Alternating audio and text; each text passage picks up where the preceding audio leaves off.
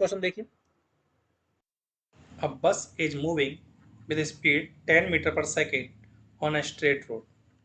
Question ने क्या कहा है, देखिए कि हमारे पास एक बस है जो कि आगे मूव कर रही है स्पीड 10 मीटर पर सेकेंड से। A scooterist wishes to overtake the bus in 100 second. इसके पीछे यहाँ पर कोई स्कूटरिस्ट है, हमारे पास स्कूटर है कोई, जो कि इस बस को 100 सेकेंड में ओवरटेक करना चाह रहा है। If the bus is at a distance of 1 kilometre from the scooterist, इन दोनों के बीच में जो डिस्टेंस है दैट इज 1 किलोमीटर या बोल दो 1000 metre. With what speed should the scooterist chase the bus, कितनी स्पीड से इसको चेज करना चाहिए, वेलोसिटी पूछी।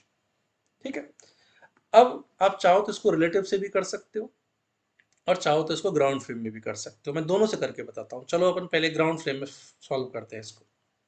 Method 1 in ground frame. तो जो पर्सन ग्राउंड पे बैठा हुआ है यहाँ कहीं, उसे क्या लगेगा, बस भी आगे जा रही है, तो किसी टाइम टी पर बस यहाँ आ गई होगी।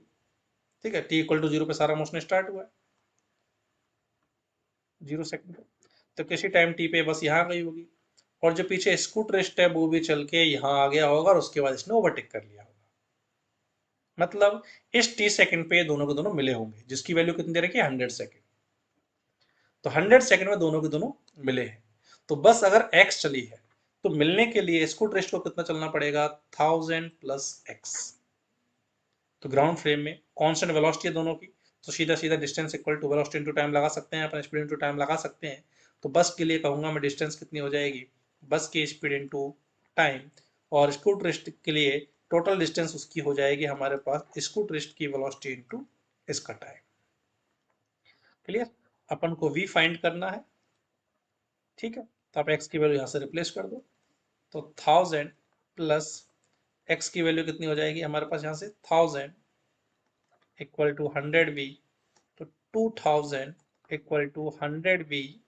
तो यहाँ से स्कूटरिस्ट की वेलोसिटी कितनी रही होगी, 20 metre per second. Fourth option, इतने से जो है स्कूटरिस्ट को पीछे चलना पड़ेगा। क्लियर, इसी को अगर अपन अनदर मेथड रिलेटिव से करना चाहें तो कैसे कर सकते हैं, कि आप किसी भी एक फ्रेम में बैठ जाइए। जैसे मान लो आप बस में बैठ गए, तो विद रेस्पेक्ट टू अगर मैं बस बात करूं, तो पहले तो बस के ऑब्जर्वर के रेस्पेक्ट में सारी कहानी बनाइए कि एक ऑब्जर्वर यहाँ बैठा है, इसको क्या दिखेगा। तो जो बस में बैठा है उसको बस तो खुद किस पे दिखाई देगी, एट रेस्ट। क्लियर, स्कूटरिस्ट जो है उसकी वेलोसिटी आगे है यू ग्राउंड के फ्रेम में। तो अपन क्या करें, कंसेप्ट पता है अपन को कि जब भी अपन को फ्रेम चेंज करना होता है तो जिस भी फ्रेम में अपन बैठे हैं उसकी वेलोसिटी और एक्सीलरेशन को दूसरे पार्टिकल को जस्ट अपोजिट करके दे दो। ठीक है, कंसेप्ट क्या है, v21 क्या होता है, v2 माइनस v1।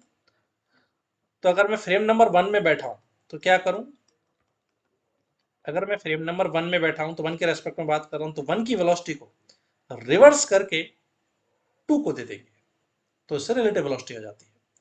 अब बस की वेलोसिटी आगे की तरफ 10 मीटर पर सेकंड थी, तो रिलेटिव निकालने के लिए इसकी वेलोसिटी को रिवर्स करो, मतलब पीछे, और इसको स्कूटरिस्ट को दे दो।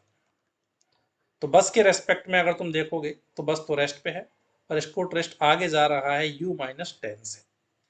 क्लियर,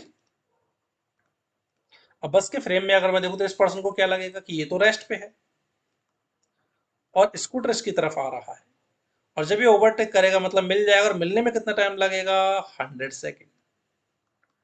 तो अगर बस के रेस्पेक्ट में कहूं तो बस वाले ऑब्जर्वर को क्या लगेगा कि जितने देर में हमारे पास, जितनी देर में ये स्कूटरिस्ट 100 मीटर कवर कर जाएगा उतनी देर में ओवरटेक कर जाएगा।